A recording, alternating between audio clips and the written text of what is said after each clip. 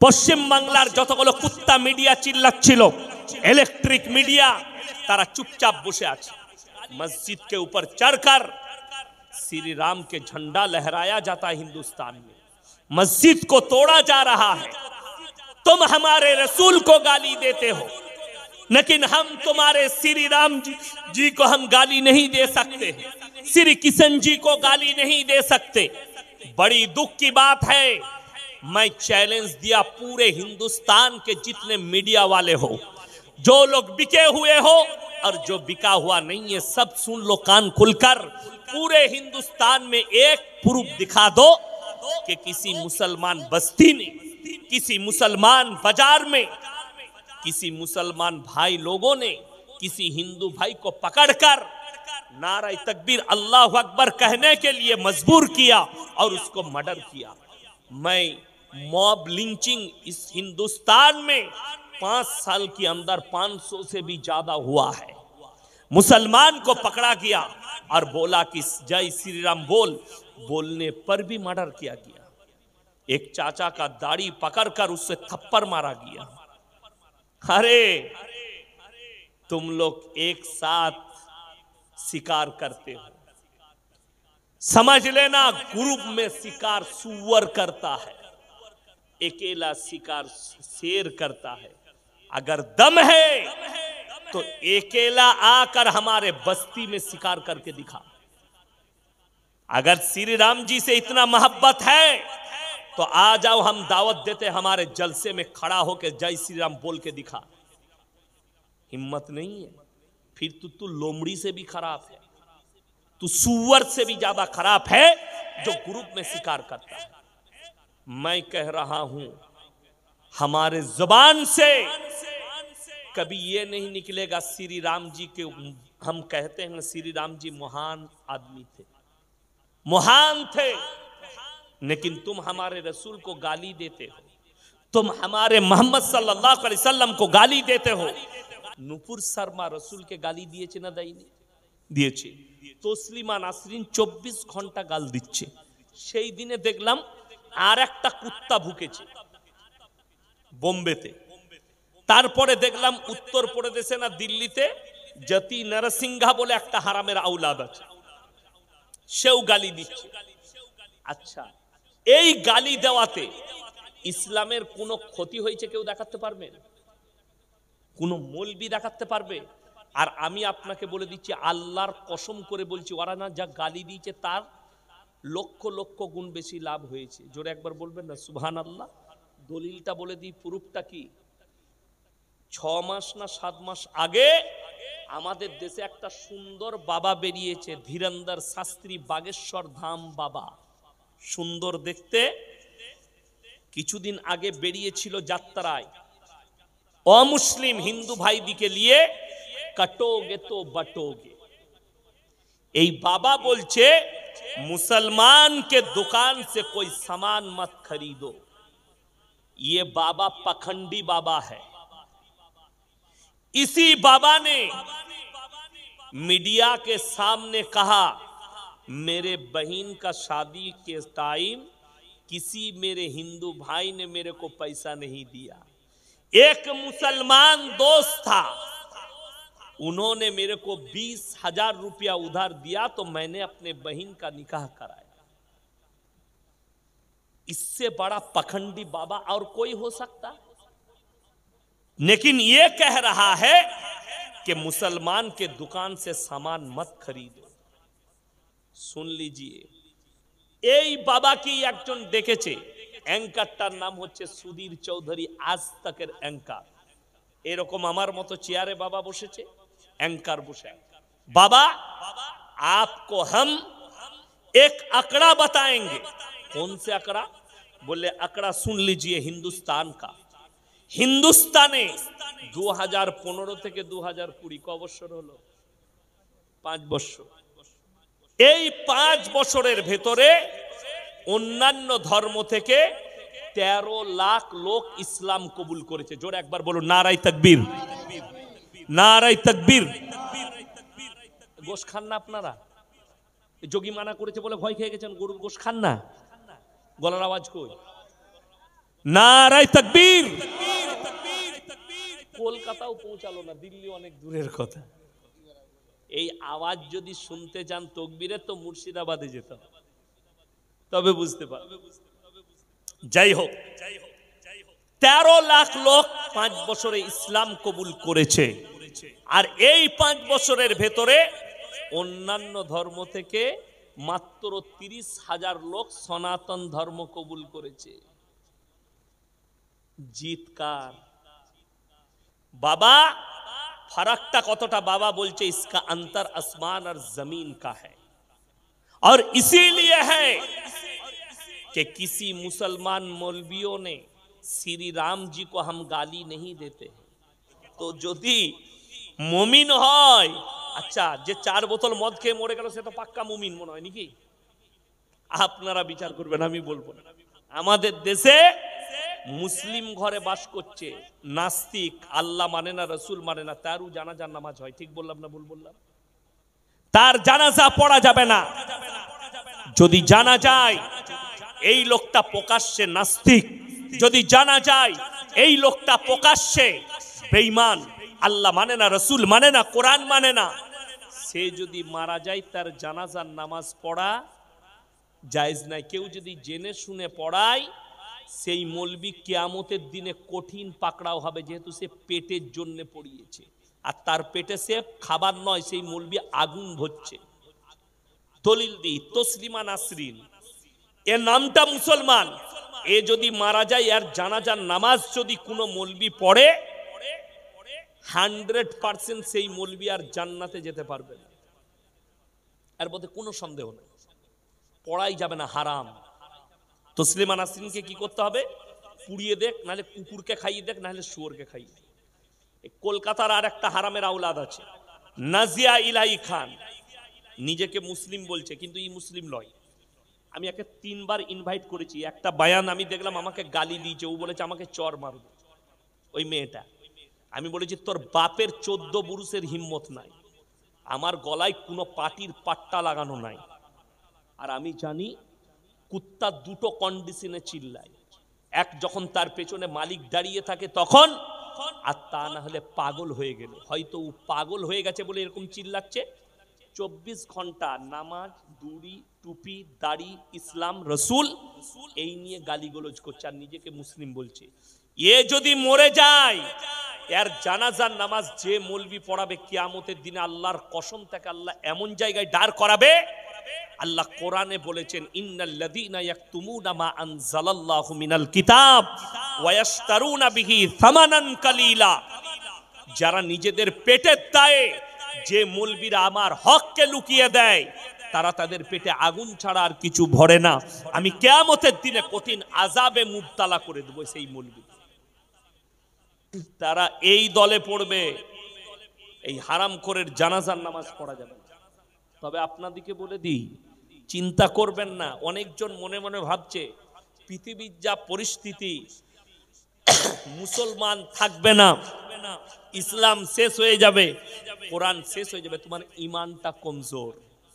রাসূলের হাদিস আছে, কিয়ামতের পূর্বে গোটা পৃথিবীতে ইসলাম প্রতিষ্ঠিত হয়ে যাবে। জোরে একবার বলুন না সুবহানাল্লাহ। আপনারা কি মনে করছেন ফিলিস্তিন গাজায় নিরীহ মুসলমান মারা যাচ্ছে? জানেন তাদের ঈমানের মজবুতি কতটা? আপনাকে অতটাই ঈমান আনতে হবে মজবুতি। সন্তান মারা গেছে, বিবি বাল বাচ্চা ধন সম্পদ চলে গেছে, খালি তার বাচ্চাদের খেলনাগুলো পড়ে আছে তার কাছে। বাপ চোখের পানি এত পড়েছে শুকিয়ে গেছে। মিডিয়াওয়ালা জিজ্ঞেস করছে, তোমার ঘর বাড়ি সন্তান বিবি সব চলে গেছে, তারপরও কি বলছে জানেন? আল্লাহি আল্লাহ, সব আল্লাহর মেহেরবানি। জোরে বলুন সুবহানাল্লাহ। কত ঈমানের মজবুতি। আমাকে আল্লাহ নিয়ামত দিয়েছিল, আল্লাহ নিয়েছে, আমার জানটাও আল্লাহর জন্য কুরবান। একজন মা, ওই ফিলিস্তিনে একজন মা, 3টে সন্তান বেঁচে আছে, তার গোটা পরিবার শেষ, খাবার দাবার কিছুই নেই। 10 থেকে 15 দিন কিছু খাবার পায়নি, পানি খেয়ে আছে। মিডিয়ার সামনে কি বলছে জানেন? আল্লাহ যদি মানুষের মাংস খাওয়া হালাল করত, আমি আমার এই সন্তানদের জন্য শরীরের মাংস কেটে রান্না করে খাওয়াতাম, খাবার পৌঁছাই দিই। এত ইমানের মজবুতি। গোটা বিশ্বে শুনেলেন 35 লাখ শিশু মারা গেছে গাজা আর ফিলিস্তিনে, নিরীহ 35 লাখ। আপনারা কি মনে করছেন ইসরায়েল জিতে গেছে, ইসলাম হেরে গেছে? ভারতের মিডিয়া যারা ভাবছেন চিঙ্গারি মিডিল ইস্টে লেগেছে, রাসূলের হাদিস প্রমাণিত হবে, সত্যই প্রমাণিত হবে, এই চিঙ্গারি গোটা পৃথিবীতে ছড়াবে। এলন মাস্ক যে আছে, এলন মাস্কের নাম শুনেছেন না শুনেননি? সে গত এক সপ্তাহ আগে এলান করেছে চাঁদেতে সে ঘর তৈরি করছে, 10 লাখ লোকের বাস, 1 মিলিয়ন লোক যেন বাস করতে পারে। তার কারণ সে বলেছে পৃথিবীতে এরপরে যে যুদ্ধটা হবে সেটা হচ্ছে মহা তৃতীয় বিশ্বযুদ্ধটা হবে বিনাশের যুদ্ধ, পরমাণু যুদ্ধ। দুনিয়ার 90% ধ্বংস হয়ে যাবে, 10% দুনিয়াটা থাকবে। বৈজ্ঞানিকরা বলছে পরমাণু হাত লেগে গেছে ইরানের, ইরান পরমাণু গোটা পৃথিবীটা লেপটে আসবে। 20 কোটি মুসলমানের প্রাণহানি হবে গোটা পৃথিবীতে, 20 কোটি। ইসলাম প্রতিষ্ঠিত হবে, দাজ্জালের আবির্ভাব ঘটবে, ইমাম মেহেদী প্রকাশ পাবে। আপনারা কি মনে করছেন আল্লাহ কিয়ামতের ময়দান করবেন 24 পরগনাটা, কলকাতাটা, মক্কা মদিনা? না, রাসূল সাল্লাল্লাহু আলাইহি সাল্লামের হাদিস, কিয়ামতের ময়দান হবে ওই ফিলিস্তিনের আল আকসার ময়দানটাই হবে কিয়ামতের ময়দান। গোটা পৃথিবীর মানুষকে আল্লাহ ওই গাজা ফিলিস্তিনের ময়দানে, আল আকসার ময়দানে হাজির করবেন। ওই জায়গাটাই হবে, আল্লাহ রাসূলের হাদিস, খোরাসান থেকে এমন একটা যোদ্ধা বের হবে, একটা দল বের হবে, তাদের কাছে এত অত্যাধুনিক অস্ত্র থাকবে যে অস্ত্র পৃথিবীর আর কারোর কাছে থাকবে না। তারা যখন যুদ্ধ করতে শুরু করবে পৃথিবীর আর কোনো শক্তি তাদের সামনে দাঁড়াবে না। আর তাদের যে কমান্ডার হবে তেনার নাম হচ্ছে ইমাম মেহেদী। জোরে বলুন সুবহানাল্লাহ। আর পৃথিবীর কোনো শক্তি দাঁড়াবে না, তারা গিয়ে আল আকসায় ঝান্ডা গাড়বে, গোটা পৃথিবীতে ইসলাম প্রতিষ্ঠিত হবে। এইটা জানার পরে যে মুসলিম সুদ খেলো সে আল্লাহর সঙ্গে যুদ্ধ ঘোষণা করলো না করলো না? সে রাসূলের সঙ্গে যুদ্ধ ঘোষণা করলো না করলো না? অথচ আমাদের দেশে অবাক হবেন, মসজিদে মদ খেয়ে কেউ ঢুকতে পায় না, গাঁজা খেয়ে ঢুকতে পায় না, সুদখোররা আতর লাগিয়ে নামাজ পড়তে পায় জুম্মার দিনে। ঠিক বললাম না? কোনো বাধা নাই, সুদও খাচ্ছে, হারামখোর নামাজও পড়ছে, আর লোককে বলছে আমি মুমিন। তুমি কি তোমার দিলকে জিজ্ঞেস করো, তোমার তো মসজিদে প্রবেশই করা যায় না। যে প্রত্যেক দিন মায়ের সঙ্গে জিনা করার পাপ করছে তার আর মসজিদে প্রবেশ করা যায়?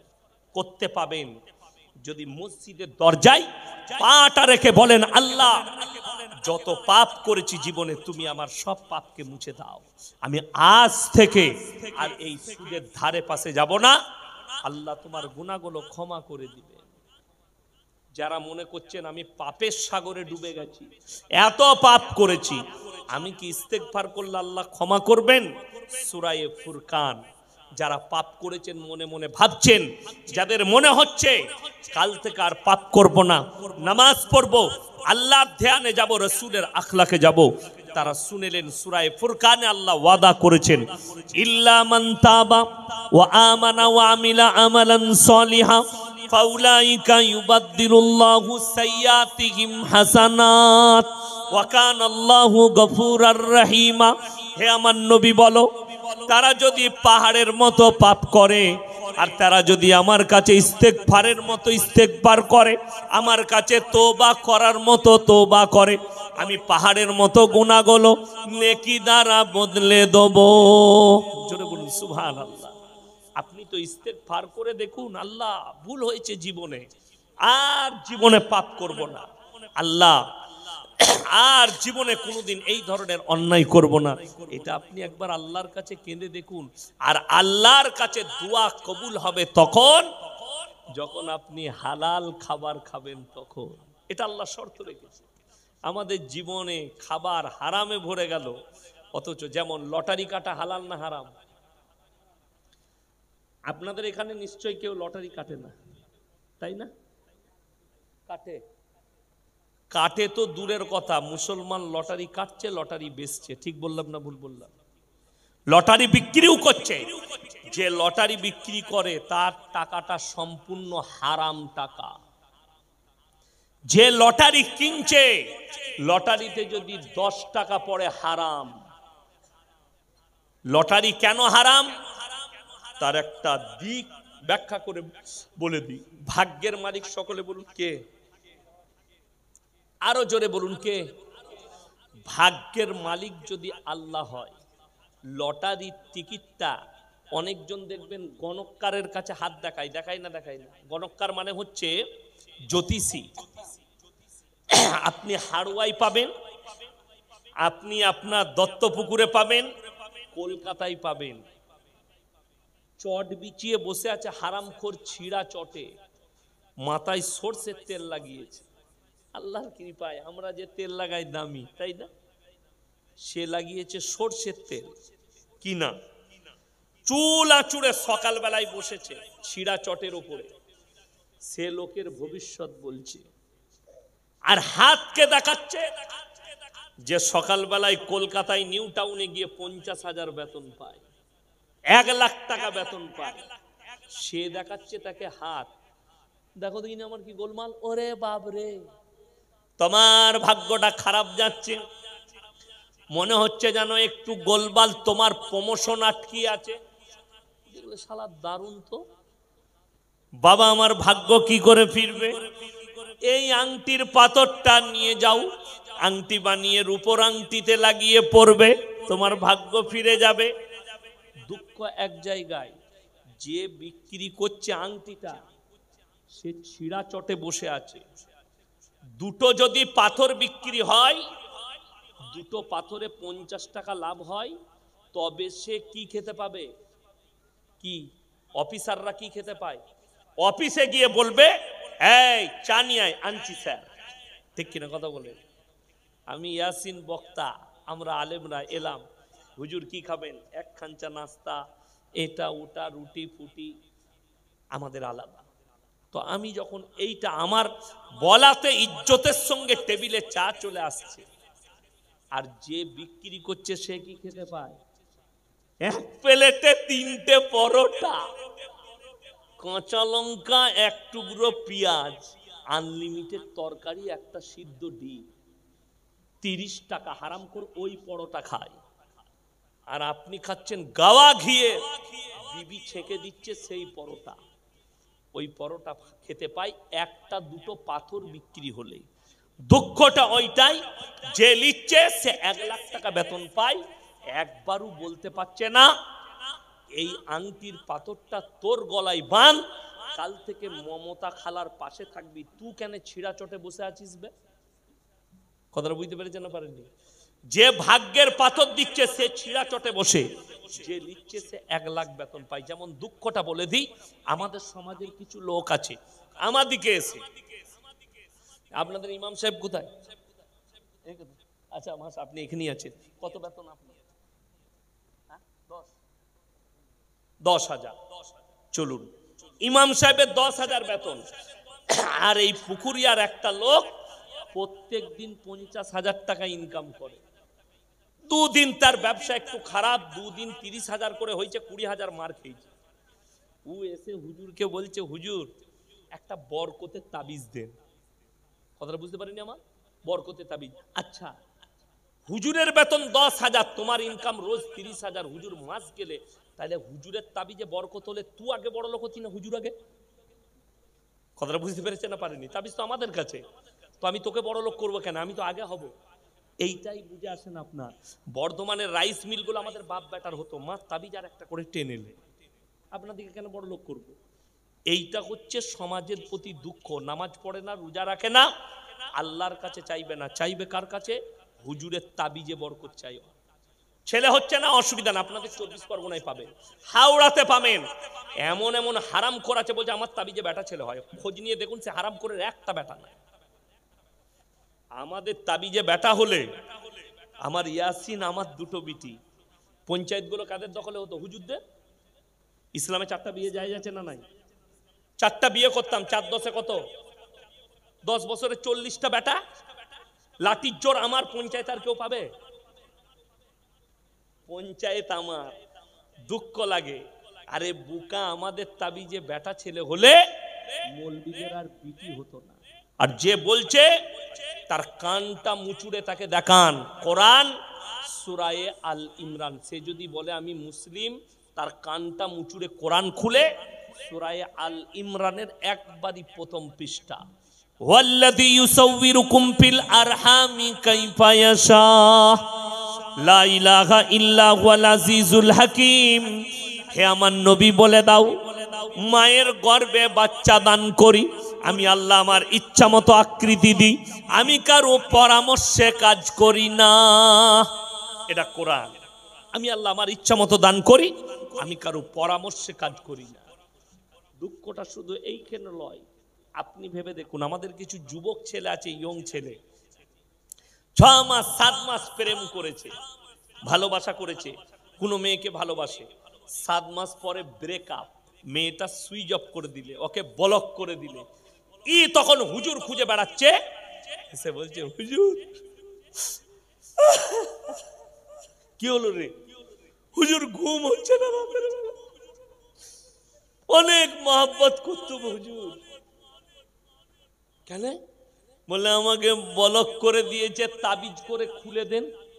শালা মোবাইলের দোকানে মোবাইলের সুইচ অফ খুলছে না, ও বলছে হুজুরকে বলছে ব্লকটা খুলে দেন। দুঃখটা ওই জায়গায়, বলছে হুজুর তাবিজ করে যা টাকা লাগবে দেবো, আপনি খালি মেয়েটাকে আমার কাছে একবার এনে দেন। তাবিজে যদি তোর কাছে মেয়ে আসবে, তা তোর কাছে আসবে কেন? সে তো হুজুরের কাছে আগে আসবে। আচ্ছা আপনারা বলুন, তাবিজে যদি মেয়ে পটানো যেত, তাবিজে যদি মেয়ে পাওয়া যেত, আমরা হুজুররা কেউ ইমামতি করতাম না? মাদ্রাসায় পড়াতাম? তাবিজ তো আমাদের কাছে, আমরা খালি খোঁজ লাগাতাম বড় লোকের বাপের একটা বিটি বড় লোক কে আছে, মার তাবিজ আর টেনিলে। বড় লোকের জামাই, ইমামতিও করা লাগবে না, কিচ্ছু লাগবে না, শ্বশুরের পয়সায় গাড়ি চাপবো, শ্বশুরের পয়সায় খাবো। কথা বুঝতে পারেননি? বড় দুঃখ লাগে, আমরা কেন চাষিবাসী ঘরে বিয়ে করতে যাব? বোকা, তোমার টাকাটা বেকার। কোথায়? অনেক মাল বেরিয়েছে, পেপারে অ্যাড দিচ্ছে, মোবাইলে, কারুর বউ পালিয়ে গেলে 72 ঘন্টায় ফিরিয়ে আনা হয়। আমি বলেছি ওই হারামখোর গুলোকে মোদিজির কাছে নিয়ে চল, যারা টাকা নিয়ে পালিয়েছে, ওকে বল তুই 3 দিন সময় লে মালগুলোকে ফিরিয়ে নিয়ে। পারবে? এক একটা গণককারকে, এক একটা তাবিজওয়ালাকে আমি 5 কোটি করে দিয়া করাবো। মোদিজিকে বলবো 5 কোটি করে দেন। নীরব মোদি, বিজয় মালিয়া হাজার হাজার কোটি টাকা নিয়ে পালিয়েছে, তোমাকে 100 কোটি দিয়া করাবো, তুমি খালি ওদিকে টেনে নিয়ে এসো দিকে। আমার ভাই, আমি যেটা বুঝাচ্ছিলাম, আপনার শরীর অসুস্থ, আপনি এমন এক মৌলবীর কাছে যাবেন যে কুফরি করবে না। আমার গাড়িতে চাপেন, সকালবেলায় নিয়ে গিয়ে আমি বর্তমানে আমার এলাকায় দেখাবো, হারামখোর পিসাব করে পানি লাই না, মাজারে বসে আছে, তাবিজ লেখছে, খালি কি কি ডিজাইনে লেখছে আল্লাহ ছাড়া কেউ জানে। আজ থেকে 7 বছর আগে মাদ্রাসায় গেটে ঢুকেই আমার কামরা, আর আমি কামরার সামনে ক্লাস করি, তো সকালবেলা আমি জলসা করে রাত জেগে আছি, একটা বুড়ি মা বসে আছে, এসে কি ব্যাপার গো হুজুর, ঘরের ঝামেলা সামালতে পারছি না, পা কি করব, তাবিজ লাগবে, তাবিজ। আমি দেখলাম, আমি বললাম আমি তো তাবিজ ফাবিজ লেখি না। ঝামেলা কি জানেন? ইমাম সাহেব যদি বলে আমি তাবিজ লিখতে জানি না, পাড়ার মেয়েরা বলবে কি মৌলবি রেখেছিল, কিছুই জানে না, ইমামের চাকরি শেষ। আমি দেখলাম একে যদি আমি তাবিজ না দিই, সকালবেলায় গিয়ে গ্রামে আমার বদনাম করবে, ও কিচ্ছু জানে না লো। আমি বদনামের থেকে একটা মাল দেয়া বলো, কি হয়েছে মা? বাবা, প্রত্যেক দিন আমার বৌমাদের সঙ্গে ঝগড়া হয়, আর আমার বৌমারা গালি দেয়। আমি তুমি কি করো? বলে আমি সমানে চালাই, মানে উমালু কম লয়। কি করতে বলে? তাবিজ দাও। আচ্ছা, গাল বন্ধ তাবিজ জানা আছে হুজুর কারণ? এই মৌলবিগুলো খেপে যাবে আমরা, কি বুঝলেন? আবার যদি দেওবন্দে পাঠান উমাল খুঁজে পাবে না। গাল বন্ধ তাবিজ কোথায় আছে কি জানি, আমাকে বলছে দিতে হবে। আমি দেখলাম তাবিজ একটা দিই, এরকম সাদা কাগজকে কামরার ভেতরে মোটা করে দিয়ে দিল, মেরু মোটা করে। হুজুর এত বড় তাবিজ, আমরা গালের নয়, ওই জন্য একটু মোটা পারা। গাল যে খুব ডেঞ্জারাস জিনিস মা। আচ্ছা কি করব বাপ? আমি বললাম যখন ঝগড়া হবে, তোমার বৌমারা গালি দেবে, তুমি কামরার ভেতরে ঢুকে তাবিজটা দাঁতে করে টিপে বসে থাকবে।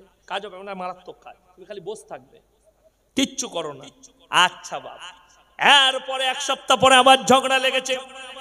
সে তখন হুজুরের তাবিজ বার করে দরজা লাগিয়ে দাঁতে করে টিপে বসে আছে। এরা বাইরে চিন্তা করছে তিনটে যা এত গাল দিচ্ছি, ভেতরে কি বুঝলেন অ্যাকশন কেন দিচ্ছে না? এত অ্যাকশন রিঅ্যাকশন নাই কেন? থাকবে কি করে? আমি তো মুখে মাল ভরে দিচ্ছি, কথা বলতে পাবি না, তাবিজ ভরে বসে থাক।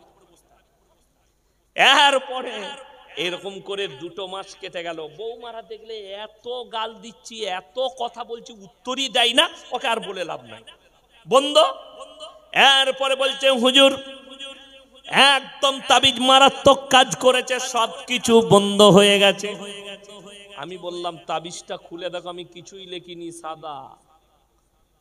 সে তখন খুলে দেখে বলছে তাই তো, কিছুই লেখা নাই। আমাকে বলছে বাপ কি করে কাজ হলো? আমি বললাম বৌমা গরম হলে শাশুড়ি চুপ করে যাও, শাশুড়ি গরম হলে বৌমারা চুপ করে যাও। একজনকে হার মানতে হবে, হবে না? হবে না। আরবি কিতাবে একটা ঘটনা এসছে। একটা বড় গাছ নদীর ওপরে পড়েছে, নদীর এপার থেকে একবারই ওপারে চলে গেছে। এরপর ওই দিকে একটা শিয়াল চেপেছে, এই দিকে একটা শিয়াল চেপেছে, দুজনাই মধ্যখানে হাজির। ও বলছে তুই পেছনে যা, ও বলছে তুই পেছনে যা। তো কেউ পেছুবে না, জিদ ধরে আছে। এরা দুজনা পরামর্শ করলে বলে এক কাজ কর, তুই একটু পেছনে যা, আমিও একটু যাই, ছুটে এসে দুজনা ধাক্কা মারবো, যে থাকবে সে পেরিয়ে যাবে, যে পড়ে যাবে সে মরে যাবে। 2টো মাল পড়বে না? পড়বে না একসাথে? ধাক্কা মারলো, 2টো মালই পড়ে গেল। আমার কথার মানে বুঝতে পেরেছেন? এখানে লেখক যিনি লিখেছেন তিনি বুঝাতে চেয়েছেন একজনকে পেছুতে হবে, একজনকে হার মানতে হবে। শাশুড়ি চুপ করে যাক, ঝামেলা মরে যাবে। যা কিছু হবে আমাদের, নামাজ পড়বে না, রোজা রাখবে না, দিনদার হবে না, আল্লাহর কাছে কাঁদবে না, কিসে? তাবিজ, তেল পড়া, পানি পড়া। আর এইটার কারণে বিশ্বাস করুন আমার কাছে রেকর্ডিং আছে, কলকাতার আপনাদের 24 পরগনার, আমি জায়গার নাম করব না, অমুক তান্ত্রিক হাফেজ অমুক, আমি তাকে ফোন করলাম ভাই আয়াতুল কুরসিটা পড়ে শোনাও, আমাকে মা বোন তুলে গাল দিলে, রেকর্ডিংটা আছে। তার মানে উমাল জানিই না, আয়াতুল কুরসিটা জানে না, সূরা ফাতিহা পড়তে পারছে না। মানুষ তাদের কাছ থেকে ভালো মন্দর তাবিজ নিতে যাচ্ছে, সমাজ কি করে বুঝবে? আর রাসূলের হাদিসে আছে সমস্ত রোগের শিফা আল্লাহ সূরা ফাতিহার মধ্যে রেখেছে। জোরে একবার বলুন সুবহানাল্লাহ। রাসূল বলেছেন সমস্ত রোগের শিফা হচ্ছে কালো জিরার মধু শহদ। আপনার রোগ হয়েছে, সকালবেলায় খালি পেটে 10-12টা দানা কালো জিরার মুখে নিয়েলেন, শাহাদত আঙ্গুলটা মধুতে ডুবিয়ে চুষেলেন। আপনার আল্লাহ চাইলে গ্যাস্ট্রিক ভালো হবে, আল্লাহ চাইলে ক্যান্সার ভালো হবে, আল্লাহ চাইলে টিউমার ভালো হবে, আল্লাহ চাইলে পেটের ব্যাধি ভালো হবে। আল্লাহ যদি চায়, এটা রাসূল সাল্লাল্লাহু আলাইহি সাল্লাম বলেছেন সমস্ত রোগের শিফা। আপনি ওইটাকে ছেড়ে দিয়ে কোন কানা দাজ্জাল হারামখোর মাদুলিতে ডাব গাছে শিকড় ভরেছে, সে বলছে আমি স্বপনে শিকড় পেয়েছি, ওইটাকে নিয়ে এসে গলায় ঝুলিয়েছি। দুঃখ লাগে, আপনাকে দেখিয়ে দেবো নামাজ এক ওয়াক্তের পড়ে না। আমার আব্বাজির যদি নম্বর থেকে ফোন করবেন, রেকর্ডিং হচ্ছে। আমরা বাপ বেটা বর্তমানে এক জায়গায় জলসায় ছিলাম, এক জায়গায় এক স্টেজে জলসা, মাগরিবের নামাজ পড়েছি মসজিদে, মসজিদের পাশে শেওড়া গাছ। এক হুজুর তাবিজ লিখছেন, বাউল বুস্টম তাবিজ। আমি নামাজের পরে ইমামকে জিজ্ঞেস করলাম ভাই হুজুর নামাজ পড়বে না? বলে হুজুরের নামাজ মুখস্থ। আমরা তোর হুজুরের বীজ মারবো আজকে জলসায়। কমিটির ছেলেরা বলছে হুজুর দ্বন্দ্ব হবে, কিছু বলে না। আমি দ্বন্দ্ব আমি বুঝে নেবো, তোদের ওই বাপের বেটা হুজুরকে স্টেজে নিয়ে আসবি। রাসূল আকরাম সাল্লাল্লাহু আলাইহি সাল্লাম জিন্দেগীর শেষ ওয়াক্তের নামাজ দুজন সাহাবীর কাঁধে হাত রেখে পা গুলো ছেঁচুড়ে ছেঁচুড়ে মসজিদে নববীতে দাঁড় করিয়েছেন।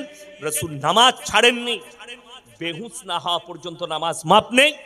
হারামখোর কানা দাজ্জাল মসজিদে জামাতে নামাজ হচ্ছে, অথচ মসজিদের পাশে বসে নামাজ কাদা করছে, বলছে মনে মনে নামাজ পড়ি।